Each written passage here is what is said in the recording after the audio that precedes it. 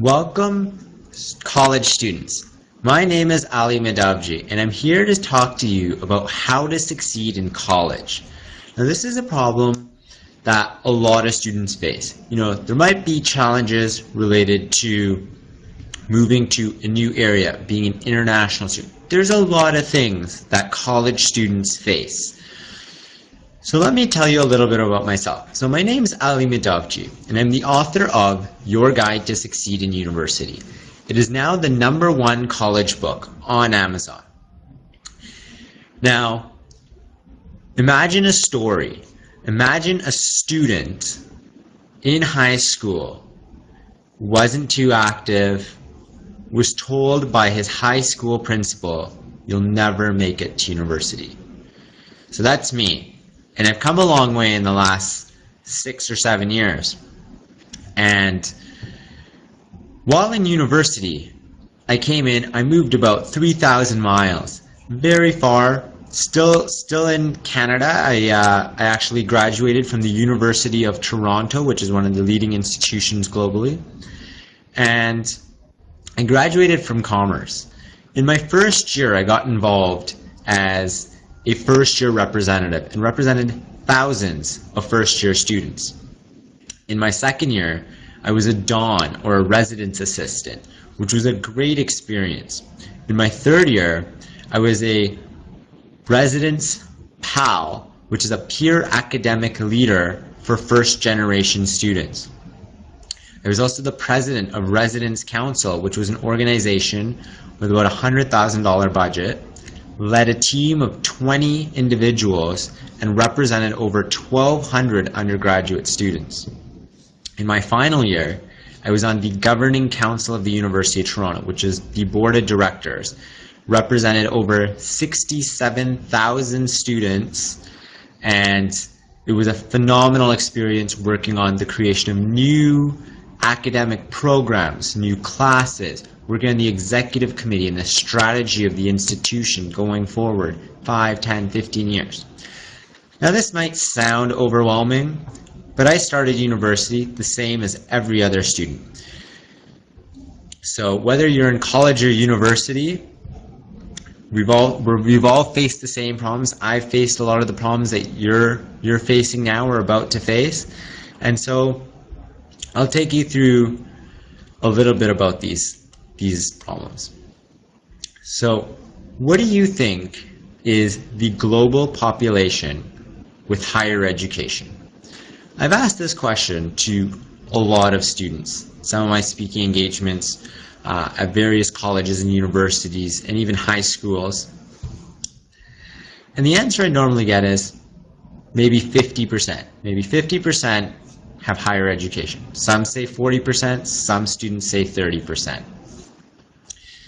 What if I told you that 6.7% of the global population only has higher education in college or university? That means you are one of the elite by watching this video, by being in college, by being in university.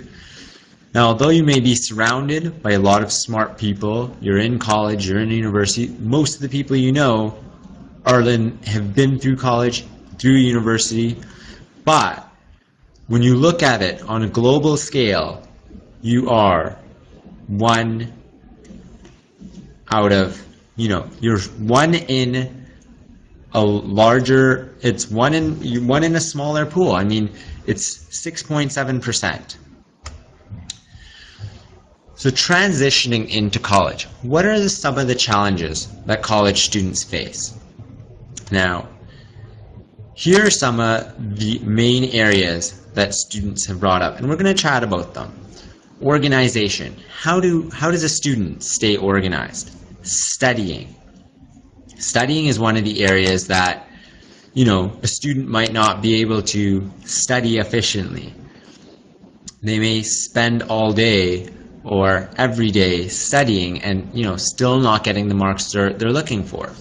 Failing. Now this is an area a lot of students, will go through failure in their first year, whether it's with a class or relationships or anything like that. And we're going to talk about failing and how to deal with that. mental health. This is a key area that's very underserved in our schools, in our institutions, and actually the biggest category is the ages of 16 to 24 for underserved individuals with mental health. And it's an area to be conscious of and how to minimize mental health effects, and that'll improve your grades and your organization and things like that. And the next topic, grades and networking. And these are two very key areas, whether you're thinking of going to grad school, to move into the workplace, start your own company, both of these are very key. How to stay organized. This is an area that a lot of students, very important. So my first suggestion is strategize an approach to your classes. You might have classes that are essay type classes. They may be test type classes. In that test category, it might be multiple choice. It might be short answer type questions. So understanding the type of class it is, this is very key. To be able to look at your classes and say, this class is an essay type class, I'm going to approach it very differently. I know that a lot of the material is research focused. That will help put you into that mindset to approach that class that way, and to take notes in that mindset to see things that you can implement into your essays, things like that. And when you're looking at classes with tests or with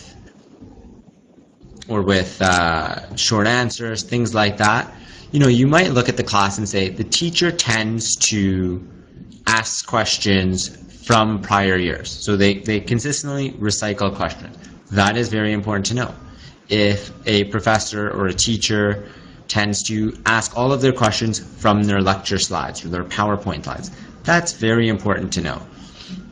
What about if they always test for material from the textbook and not from their PowerPoint slides? That's also good to know. So organizing your study schedule, which is the second point, and doing that based on the types of classes as well. So organizing your study schedule. One of the key things with this is using a calendar. So whether it's a phone calendar, whether it's an agenda, that is up to you. What I do is I actually make multiple calendar entries. So for example, start of the year, day one, you take your syllabi or your course outline for all of your classes, and you add an entry for each one of those assignments due, when your classes are, all of those things. And then you look back and you backtrack it. So you make an entry for the day it's due, that essay, that test, when that's happening. So you add an entry for that, and then you need to look at reminders. And so you can actually add calendar entries the day before. And so most students have smartphones, so this is a very good way of organizing yourself. So the day before, you can have a reminder of, assignment due tomorrow, for example. And then you should also have a reminder a week before, or the weekend before, when you plan on getting that assignment or that essay done, or the bulk of it. And so you can have multiple reminders. This will prevent you from missing a test, missing an assignment, which is so key.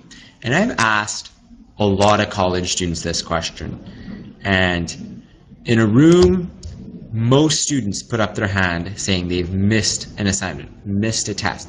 And so if this is 20% of your grade, 15% of your grade, right there, that's going to improve you a number of letter grades just by handing something in, by ensuring that you put in a strong effort and you're organized to be able to get those assignments and study for those tests.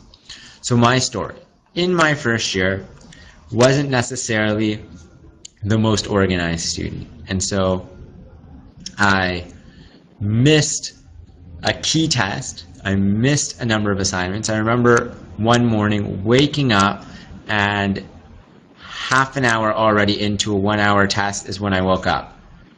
This, didn't realize, looked at at some of, I tried texting some of my friends, didn't hear back, and then it came to me, you know, I've got a test, I remember this. Not the best strategy. And so by, you know, making up for some of these mistakes that I made, you will do better.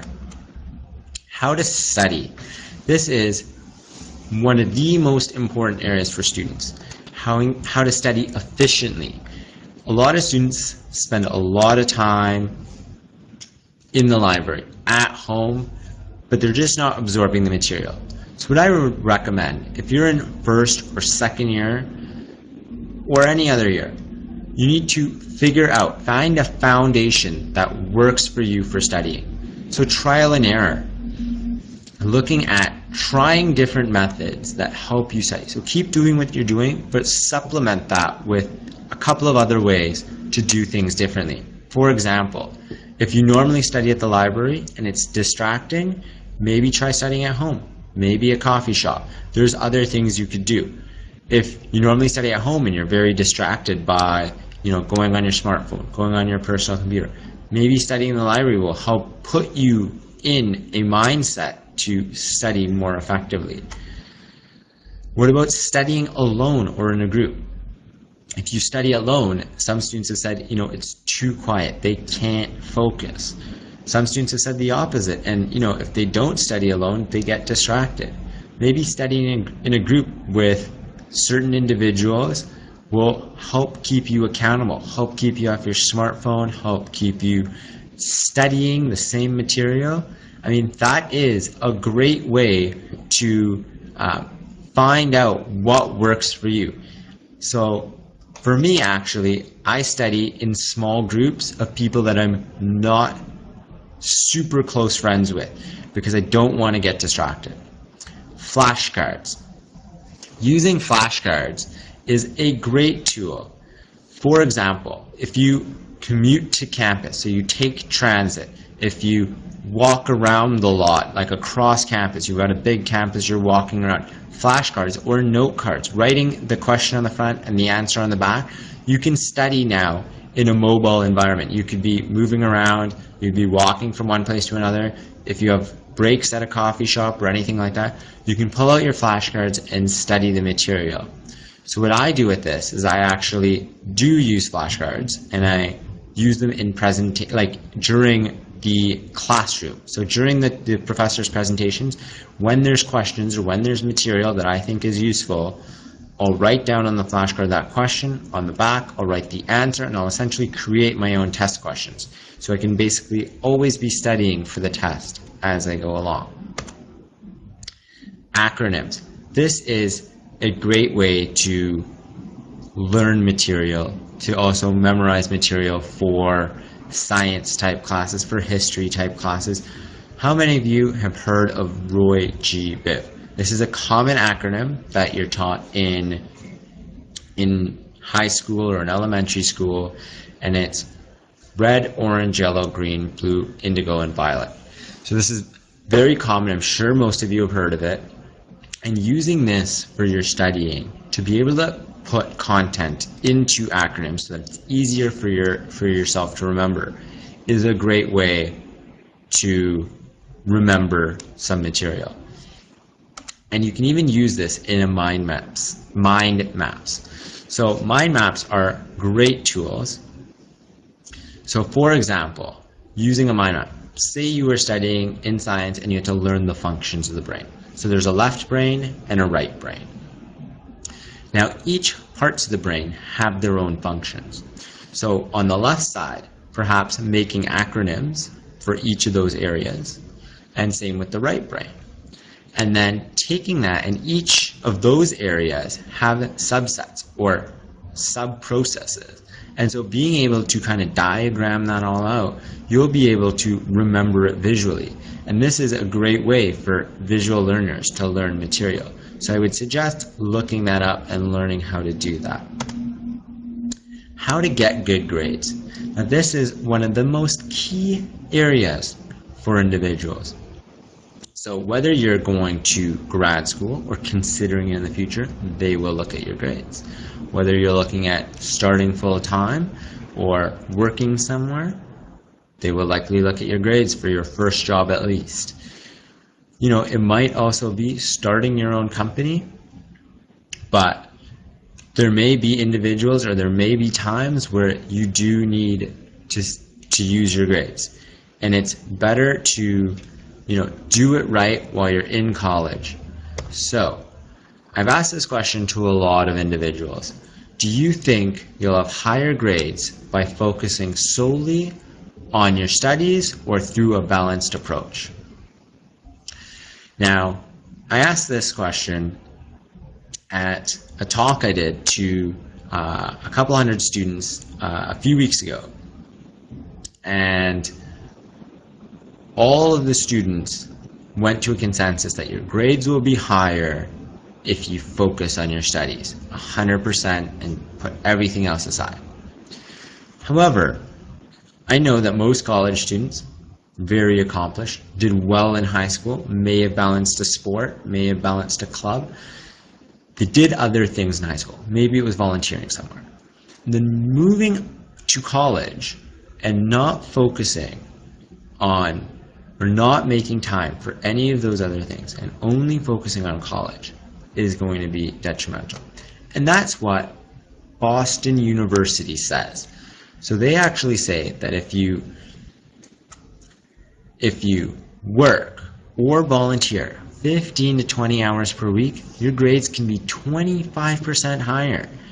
So this is proven research. And so studying with organization and working and volunteering, put those together, and that's how you achieve success. This is great to start. And maybe if you're not used to this, try 5 hours a week, try 10 hours a week, and try to work your way up.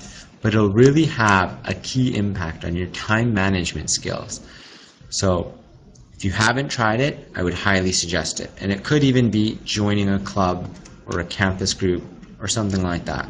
But it should be something that you're passionate about and helps you to de-stress. Learn how to fail.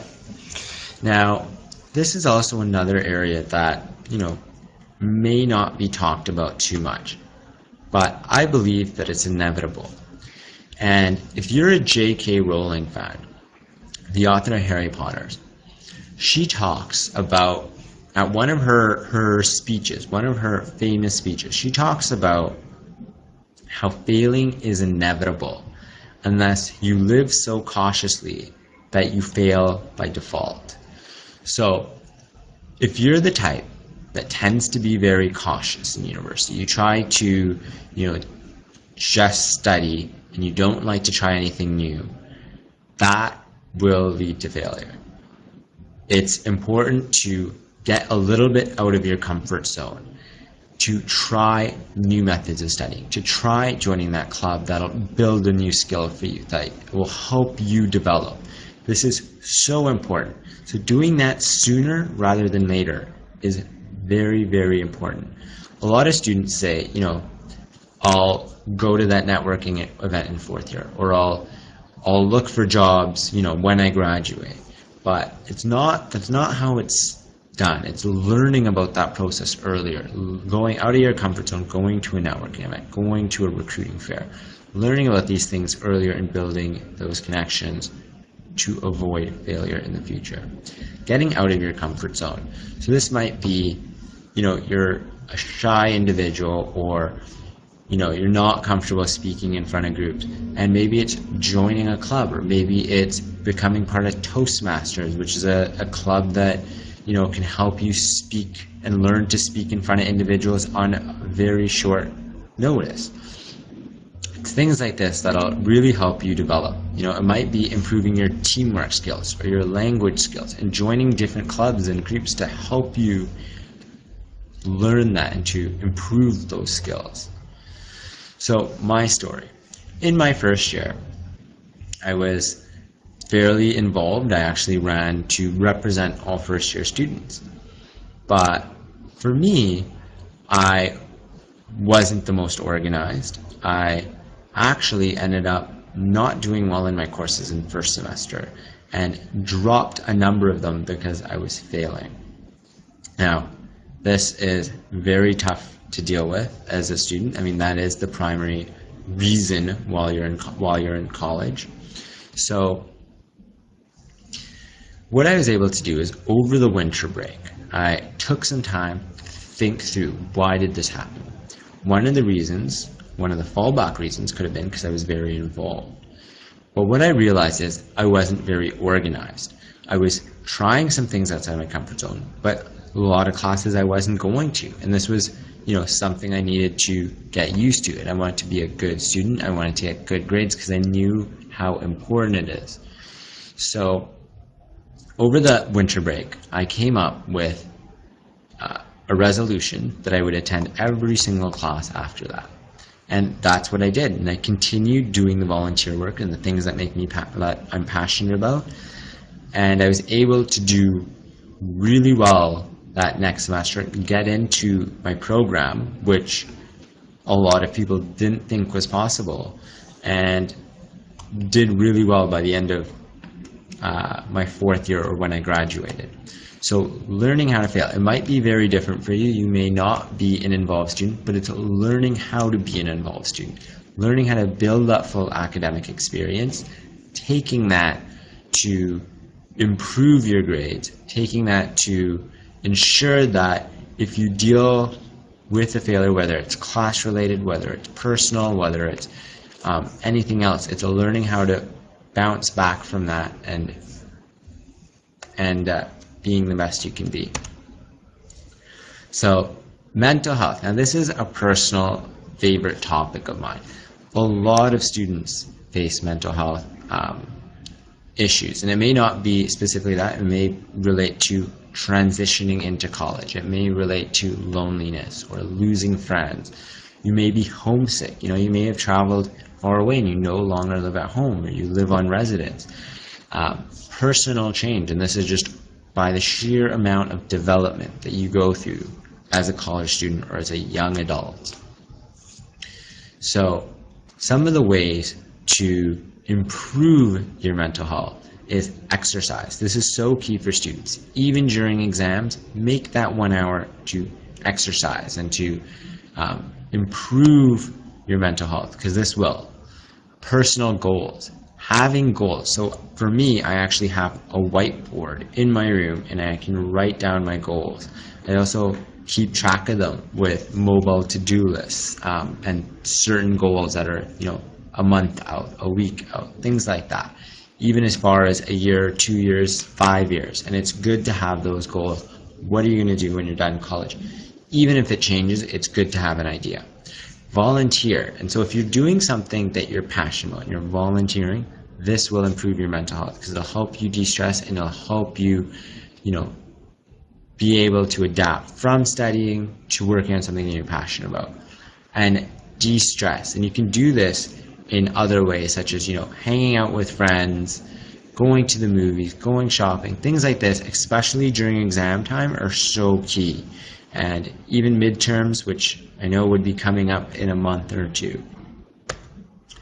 How to network. Now, this is an area that a lot of students don't realize the importance. A lot of students say, we'll learn networking when we're in fourth year. We'll learn it when we graduate. Or they might say, I'm not a business student. I don't need to network. This is completely not true. So networking up and down. I'm going to take you through my personal formula. So networking up and down. What this is looking at the individuals around you, seeing how you can make networks with the students that are maybe in first year, that are in high school. This will provide value, and you may not know it now, but it will. As well as what's commonly known as networking with the individuals above you, which a lot of people try to do. So whether it's that business, or whether it's that professor, whether it's, an administrator or an executive at the university, whoever it is, that is also an important aspect. But ensuring that you have both up and down covered is very important. Help others, including your competition. Now, a lot of students, there's, recruiting fairs, networking events, things like that. There may be a small event for if you're going to grad school and just, the school talking about it, about the program.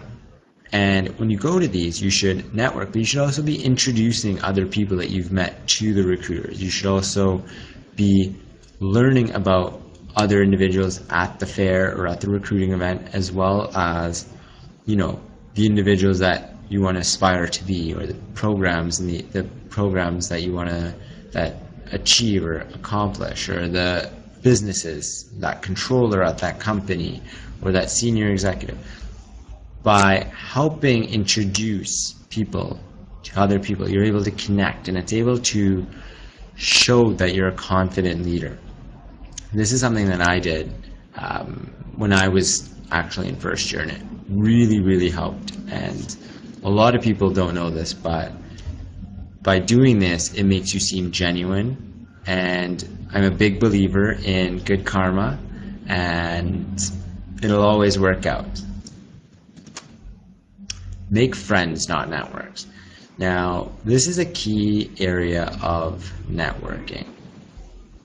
A lot of individuals, you know, they try to make networks. You know, it's an acquaintance. It's not a friend. However, I suggest going the other way. Now, although you may not be as casual with newer people in your network than your close friends, by using this opportunity to, you know, talk about things outside of work, outside of their research, if it's a professor, which they love to talk about, outside of their teaching. They may love to talk about their research, which is something they're passionate about, or about sports that they like watching, whether it's college football and who their team is, what are they passionate about, what causes.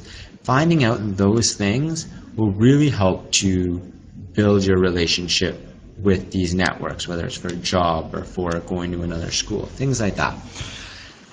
I find this as one of the key takeaways from networking. And if you can do this and build those relationships, it will really help to take it a lot further. That could also involve asking people out for coffee or for lunch and things like that, and building further relationships. Be yourself, but don't be nervous. A lot of college students find it very nerve-wracking to come into a situation where, you know, you might not be, you know, you're talking to a very high-level executive, or, you know, it's a tough situation. But if you be yourself, but just be confident and just talk about the things that you know about, and, you know, talk about yourself, what you do for fun, what are you involved in, and talk about things you're passionate about. This will take it a long way, and this will help your networking. And then, of course, following up after, which is very key. So for me with networking, I applied, or in my first year, I went to networking events. And this was very uncommon.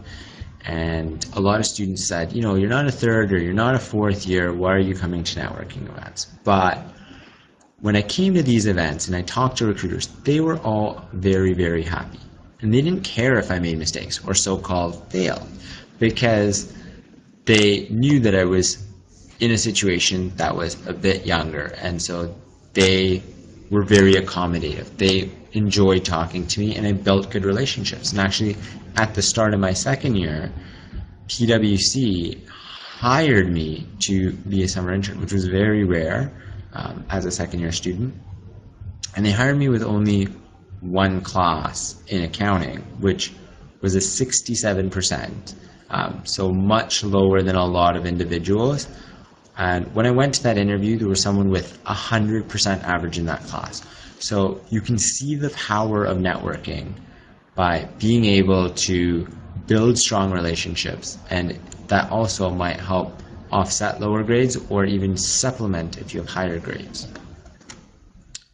So the overall message: it's not all about grades. It's important to focus on some of those things outside of college, such as volunteering, joining a campus club, to build a full experience. And as we saw, your grades might increase as a result of that by up to 25%. Stay organized, which is very important. And we talked about some of the ways to stay organized using your smartphone. Study effectively. And here we talked about mind maps. We also talked about maybe even using post-it notes, which might help you. things like that to help you study effectively. Think beyond the short term. And so this includes organization and goal setting, but it's realizing that you need to do some of those things like networking from earlier. You need to find out and go to some of these job fairs before 4th year and learn about these things. And if you're not always thinking about the short term, you'll have tremendous gain not only in the short term, but also in the long run. So here are some of the themes of the book, which is right here. And it talks about orientation week. It talks about how to build friends. It talks about strategizing an approach to your classes, organizing your study schedule, learning how you best study. It also talks about finding learning techniques and a mentor. And a mentor is so key. And a mentor can be someone if you're in first year, it could be a second or third year student in the program that you're in to learn about some of the challenges they went through when they were in your shoes. Maybe it's a recent grad as well, or someone looking for jobs in your field, and that will help round out some of the questions you may have. If you can also find someone that is in the industry for a few years, that would really help. Networking, and we talked about that networking formula and those 4 main steps. Where can you get the guide? So it's the #1 college book, and it is widely accessible. So if you have an Android smartphone or tablet, you can get it on Google Play. If you have an iPad or an iPhone, you can, or any of the other iDevices, you can get it on iBooks. You can also download the PDF on our website, which I'll show you shortly. It's also on Kobo, Chapters Indigo. It's on Amazon. It's on Goodreads. It's on Barnes & Noble. So it is widely accessible, and I would suggest sharing it if you find value. And I talk a lot more about some of my stories and some of my mistakes in university to help you learn from it and to relate. So how you can help. Share the guide. If you can, share it with other students. Share it with your academic advisors, your counselors at your college. If you have any connections to any blogs, any media, please let them know about it and they can get in contact with me. Spread the word and it will be very helpful. So now we've got some Q&A, and so I'm going to be taking some questions. And we've got our first question. So, what motivated you to write this book? So what motivated me to write this book is when I was in first year, I had a lot of challenges, and I talked about some of those where I didn't do well. I dropped a lot of courses, and this is something that a lot of students go through. And then I got to second year, and I was thinking to myself, if I knew all of these things, if I knew what I knew in second year as I did in first year, I would have done so much better. And all of my friends were saying the same thing. And same thing when I got to fourth year, and a lot of students weren't focused on jobs or, were late to the game. And they were saying, if we knew these things earlier, we would have done better. We would have found better jobs. We would have, made it into grad schools that we wanted to make it into, things like that. And as I graduated, and I talked to people, and it was the same thing. It was, if we had done these, we would have done better in university or in college. And when I talked to alumni, they spoke about the same things. They said, if we did things differently, we would have done better. And so had a lot of experiences, and I started writing some of them down. And once I ran it by some of my mentors, they said, this isn't something confined to your college institution. This is something that's widely helpful across, Canada, across the United States, the United Kingdom. And decided to turn it into a book. And that was some of my mentors helping me to do that. And it's been widely successful since. And so to write this book, it's been a passion working with students and helping students provide advice that, continues to help students do better than I did, make less mistakes than I did. And those are some of the things that, I'm passionate about. And so that was some of the reasons that motivated me to write the book. And we've got some other questions. do you have tutoring?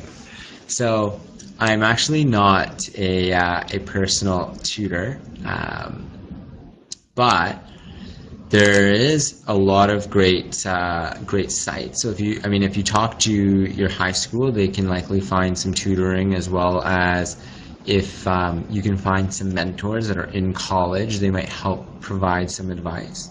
There's also very good tutoring groups, and you can find some of those locally by just doing a quick Google search. And I've got another question. How do I find a good mentor even in high school?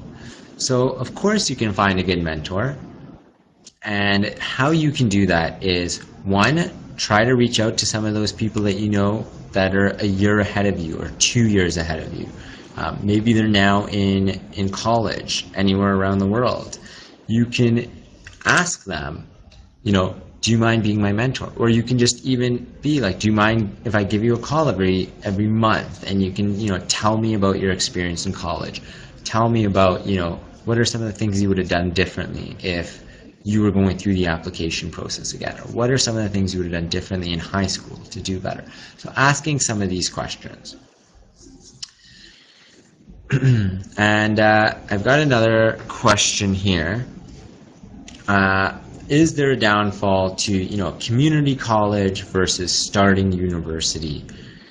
So personally, I don't believe so. I think you need to look to try to find what you're passionate about, and whether that is through university, a program, whether it's more applied professions, that's another option. Whether you're still not sure, over 50% of students will switch their programs, will switch what they plan to do within their academic careers. And so you're not alone if you do switch, and if it isn't the right choice for you once you begin studying it. But trying to do your research by talking to students in those programs, by talking to the professors, finding out, or the teachers, finding out what is the program like, talking to some academic advisors, by pulling in on these different resources, you're able to get a good idea and make a more informed decision. So I've got a question about the fact that if you volunteer 15 to 20 hours per week, it'll improve your grades by up to 25%. And so the question is, does sports have any impact on your grades? Now, that's a really good question. So sports actually does have an impact. So through that research, it didn't specifically talk about sports, but it is a way to improve your time management, and it is a way to do something outside your academics to help you recharge and to stay competitive. But where sports does play directly into is improving your mental health. And we talked about how mental health, to improve it, you could exercise, you could do things like sports. And by having better mental health, it'll improve your grades because you'll be less stressed out. You'll be able to focus better on your classes. And so yes, sports does directly improve your grades. And so it's something that you should continue doing, and it'll improve your time management. So someone asked, a student asked, if I volunteered while I was in school.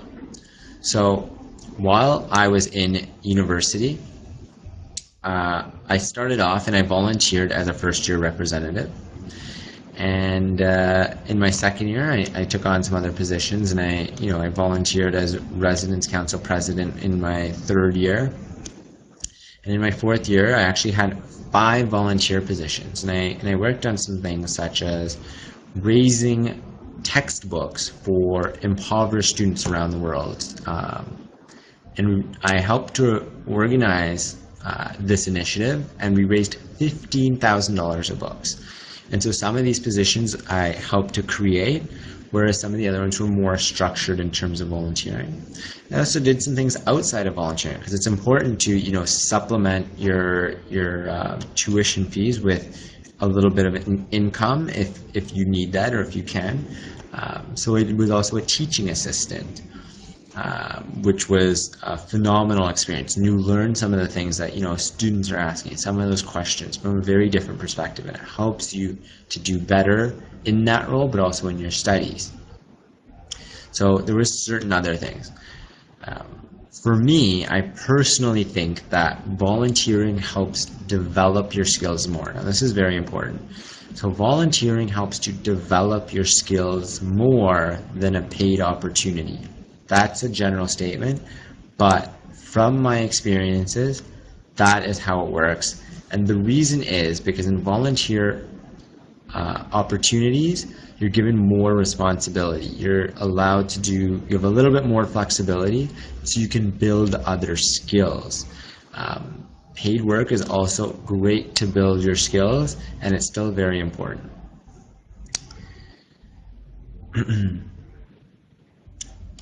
I've also got a question on, since graduating university, what are some of the things that I've been doing, like including writing the book. So what I've done is, one, I've written the book to help students. I also do speaking engagements at a number of colleges and universities. And I'm also working on some initiatives that are working to have more students hired. So it's working with businesses to bridge the gap between higher education and businesses. So this is very innovative, and it's to improve the college and university model.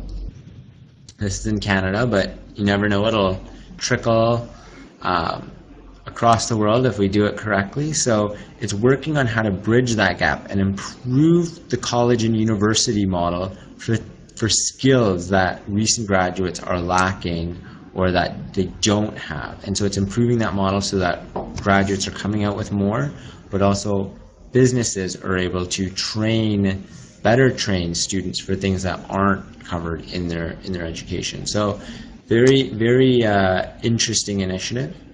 And I still also volunteer, even though I work, so I work at PricewaterhouseCoopers as a senior associate, and I also still volunteer at a number of other places, which I'm very passionate about. And as I mentioned, it helps develop your skills a lot more.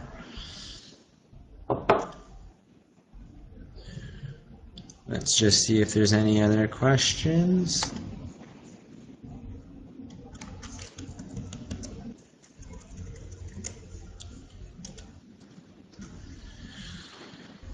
Oh, so someone, a student actually wanted me to talk a little bit more about mentorship and finding a mentor. And so I'll talk a little bit about that. So with mentorship, this is a key area, as I mentioned. And a lot of students don't know how to find a mentor. So whether you're a first-year college student, a freshman, or a fourth year and you're about to graduate, you should try to find mentors at different stages of their academic career, as well as the professional career that you want to be doing. That could also include entrepreneurship. That could also include college or further college or university studies, PhD, master's, anything like that. So to be able to find those, there's a couple of different ways. One, a lot of colleges and universities have programs to pair up individuals with alumni or with senior students. This might be something worth looking into to see if your school does this. There's also opportunities to just talk to other individuals that you know, whether it's your orientation leader, whether it's a recent grad that you met at an event.